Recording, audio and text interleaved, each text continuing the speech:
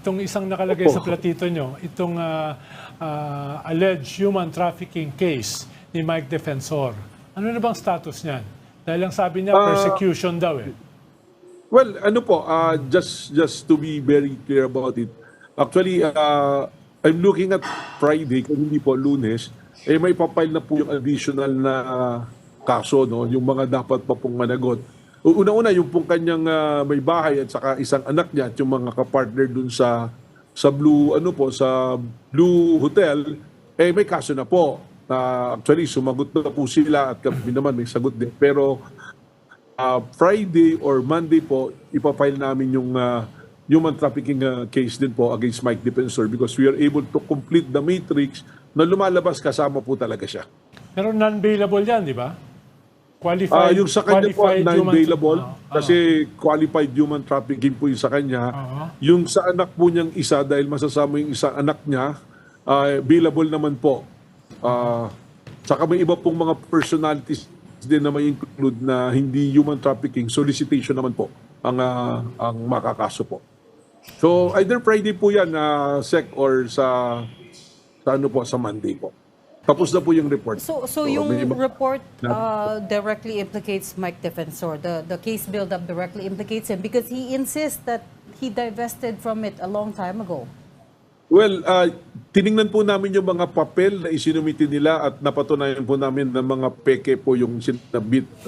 Check po namin yung mga notary, wala po. So additional cases pa nga po silang papasok. Falsification yan. So yung Opo. SEC documents na sinubmit ay peke. Hindi po yung SEC dahil ang claim nila, they already assigned it to somebody else. Correct. So nag-submit po sila ng mga papel ng deed of assignment, lease contract. When we check it, non-existent po, hindi po siya talaga notarized. So parang ginawa lang po to come out with the defense doon sa nauna na pong nakapile na kaso sa asawa at anak niya. Pero yung SEC documents, sir, yung SEC documents na Totoo naka-identify po yun. Actually, yung SEC document po, totoo. Kaya nga po sila nasama dahil sila po mismo yung nakalagay ng mga incorporators po eh. Well, Attorney, we will, file yan once sa we file DOJ? it, sa Friday or sa Monday, we will come out with the matrix. Ipapakita po kung ba't siya nakasama talaga. Para hindi naman po sabihin ni Mike Defensor na pinupuliga lang siya, no po. Pero sir, that's certain to be His the answer. angle when you file it na dahil naglabas siya ng mga alleged bagman ni Zaldico, ito yung hataw sa kanya. Well, he can always say that, but the evidence will prove na siya lang yung nagsasabi na pinupolitika, na siya talaga, human trafficker po talaga siya. And related to that, you said that may nasagap din kayong information that he was paying off the alleged bagmen. Was it 5 million? Yes, it's still ongoing po. Okay. Lumabas na po yung, pati nga po yung anak nun si Anselmo Tinidero, nag-testify na rin, sinabi talaga na ganun yung yun yung sinasabi nung father niya na he was promised by Mike Defensor ng 5 million. Ang punto nga Promise po lang, dito, promise. hindi po siya kasi hindi po binigay eh. 350 lang yung nabigay. Ang problema nga po kasi nito, hindi pumunta si Mike Defensor. Pinadala po niya yung abogado niya, sino nga ba yung abogado? Yung maliit po na abogado niya, hindi ko matandaan po yung pangalan, pero pinadala niya at sinasabi, hindi pupunta dahil harassment. Hindi po harassment we are trying to find kung ano talaga yung participation. So yun po yung nangyari dito. Yes, sir. Sir, Opo. doon sa 5 million na yun po, ano po yung violation doon kung sakali? Kasi Mike Defensor can always argue that tumutulong lamang siya doon sa mga dating sundalo. Actually, inamin niya na nagbigay Well, siya. kung ang testimonya po, isang kasinungalingan, ano po yun, Sir Benit, nag-i-influence ka Perjury. to testify falsely sa ibang tao po. So may under the RPC, punishable po yan.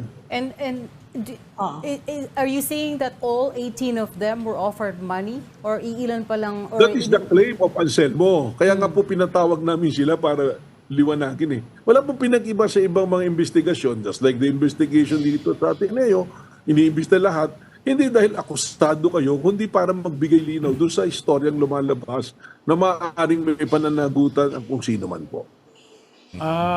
So, ipa-file nyo yan sa DOJ, ha? DOJ, ano? yung pong human trafficking, Opo. we will file it sa prosecutor din po ng Pasig. Yes. Kasi ando doon na po yung unang kaso po. Okay. So ngayon, kayo na po talaga ang malinaw na chairman ng Senate Blue Ribbon Committee. Ano ang plano po ninyo? Kasi nung isang araw, bago yung special session ninyo, nagpa-press conference na naman si former Congressman Michael Defensor. At siyang nagkukumpas doon at naglilid sa mga kwentuhan ng mga dating bagman. Masasabi ko lang dyan, parang Alvin, hindi naman tama yon. Mukhang lumalabag na siya sa batas at pwede siyang kasuhan. Ayon sa aming mga legal sa Senado, pwedeng kasuhan si dating Congressman Mike Defensor ng usurpation of authority at nagpapanggap na miyembro ng Blue Ribbon. So bawal yun. Sana pakiusap lang muna, huwag niya nang ulitin yan dahil kung hindi talagang magsasampa kami ng kaso laban sa kanya at marami ng kaso kakaharapin ni Senator ni dating Congressman Mike Defensor. Ayun nga, yung may marami namang issues siya doon sa nightclub niya na lang.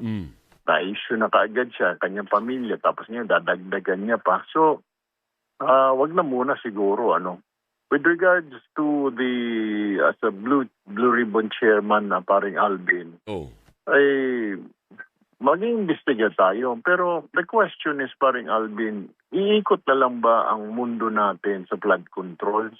Can't we move forward? Marami pa namang problema na dapat imbestigahan. Fine. Ang flood control kasi naisumiti na yan ni Senator Lacson sa ombudsman. Nakasuhan na nga at ongoing ang pag-iimbestiga because of the investigation of the Blue Ribbon under Senator Lacson before. Ongoing ang investigation ngayon ng ombudsman. At isa na nga, di ba, nakasuhan si Senator Jinggoy. So, and several more others na. So why don't we just wait for the ombudsman? Nasa ombudsman na yung bola eh. Para bang paring Alvin, ang bola na sa ombudsman na aagawin mo pa ngayon, kakampi mo. Magkakampi tayo, aagawin ko para ako ang tumira, ako mag-lay up, ako mag-shoot.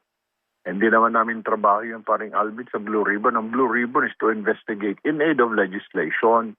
Yan, kung puro flood control na lang, paano naman mangyari? Yes, there's accountability, pero the ombudsman is there. That's his job, di ba? To prosecute. Kami naman to investigate lang. Pero tingin ko kasi, ginagamit ng ilang mga kasamahan namin for grandstanding, para siraan ng ilang mga kababayan natin, ng ilang mga official natin. That's not the duty of the Blue Ribbon, paring Alvin. So, may nagtatanong, tatawagan mo pa ba yung 18 Marines? Inimbitahan naman namin na yan di ba? Hindi naman sila sumipot. So, ano pa? Pag inimbitahan na namin, tapos pag hindi sumipot at makakasuhan mo, makukontem mo, sasabihin, sinadya talaga na para makulong. So, I don't know kung anong gusto palabasin nila. Besides, pag nagpatawag ng ang Blue Ribbon sa susunod under my watch, paring Alvin, sisiguraduhin ko na yung testigo na yung mag-aakusa, may bit siya na resibo. Hindi yung turo lang siya ng turo, ngunguso niya si ganito, si ganon, si ganyan, binigyan ng ganito, ng ganon. Ang tatanong ko, susunod ko na tanong, nasaan ang resibo mo? Kung binigyan mo ng pera, nasaan? Meron ka bang katibayan na binigyan mo talaga? Madali kasi mag-akusa Madali mag-akusa, tapos madaling bawiin. So, gaya pag wala, kasama na, binawi nila, di ba? Pag wala, hindi ka pwedeng magtestigo. Hindi ka pwede magtestigo or baka makontempt kita. O tapos magngangaw-ngaw ka, iiyak ka, sasabihin mo na pinag-iinitan ka, ayaw naming marinig yung kwento mo. But gusto namin marinig, pero you have to back it up with evidence. Parang wala rin iniwan yan na paring Alvin, di ba? May na-interview ka ng testigo. Atong katibayan mo na siyang pumatay, tatanungin mo, pati mga investigador, gano'n You have to have a solid evidence, a piece of evidence. Hindi yung tuturo. Narinig ko lang kasi, nakita ko lang kasi. Anong ebidensya mo na ganito? Hearsay yun. Hearsay ang tawag dun. Ano bang ginagawa nila paring Alvin, di ba? Puro hearsay. Kaya nga, mas magiging tougher ang Blue Ribbon ngayon. Bago ko humarap dyan, hingyan kita ng affidavit, hingyan kita pag nag-aakusa ka sa tao, anong resibo mo, bigyan mo ako resibo, may pinirmahan ba, may litrato ka, hindi litrato lang ng harap ng bahay, litrato na inaabot mo yung kwarta doon sa tao o yung kanyang receive copy na ni-receive niya yung pera. Pag may mapakita ka, well, fine. Tapos pangalawa, hindi na ako tatanggap ng mga surprise witness na, meron pala tayong testigo. Nandyan na, biglang lumutang dito. No, can't do. Hindi po pwede yun. Bawal sa rules namin yun na bigla na. Kasi nangyari na kay Gutesa eh. Testigo na lumutang. Biglang ngayon, hindi naman na mahagilap. Kailangan, yung testigo ay magpakita, magpahayag, magdala ng affidavit na may kinalaman po talaga ako. Opo. Okay? Senator, Hindi yung bit-bit lang ng isang kasamahan namin. No, may surprise witness ako, nag-antay sa labas. Opo. At saka number 3, bawal na i-coach ng kung senador ang kanyang testigo. Kung testigo naman niya yun, hindi siya pwedeng tumayo doon at sasabihin niya, basahin mo ito, nasa line 54.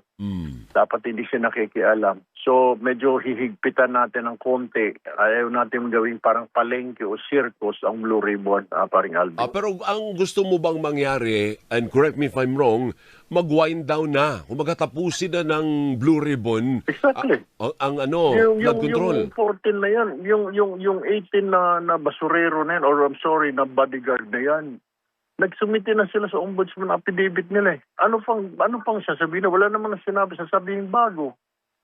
May bago nga pala, inatras-atras na, binawasan nila ng mga tao, inalis nila yung mga ilang kasamahan namin dahil kasama na nila. So, tama ba naman yun? Kasi kung may bagong testigo ng sinabi, si ganito, si ganon, sige, larga. Tuloy-tuloy. Pero kung pare-parehong tao, pare-parehong inaakusa, pare-parehong testigo, paulit-ulit na lang. Nandiyan na sa ombudsman yan eh. Sasabihin ko na lang, pare, Alvin, then go to the ombudsman, file the case against this person. Kung kunwari, yung isang tao na na-mention na nung sa flood control dati, mami-mention na naman yun. Same banana, same case, flood control. Ibang tao lang nagsasabi. Isasabihin ko lang, doon ka na lang pumunta sa ombudsman. Bakit kailangan pa imbestigahan na ito? Okay. Maraming dapat i-explain. Tapos pilit na pilit, hanggang sa bandang huli, itong huling-huli, ito yung nag-highlight. Ang nagtawag na ng Blue Ribbon Committee hearing, si Mike Defensor na. Pagkatapos nung hindi pinayagan noong venue, doon sa kinontrata nilang Double Gem, dahil nga napag-alaman na hindi pala official, wala man na senador na pero tuloy pa rin. Ang nag-preside na si Mike Defensor, senador ba siya? Yun nga po. Sir, meron ba kayong hakbang nagagawin against Mike Defensor? And ito pong nangyaring ito sa labas, ano pa natin na ginagawa sa sinasabing presko na ito? Ipapaubayan na namin yun sa law enforcement at saka sa DOJ. Pero pwede rin ipatawag siya para mag-explain bakit yan usurp yung authority o yung power ng Senado at saka ng Blue Ribbon Committee. Pwede naming isama yon sa aming investigation. Okay. Kasi maliwanag na talagang ni-usurp niya yung authority ng Senado eh. Wala siyang karapatan para tumawag ng Blue Ribbon Committee hearing. Ayun ang announcement niya. Blue Ribbon Committee hearing. Yes. May Tuloy. petsa, may venue.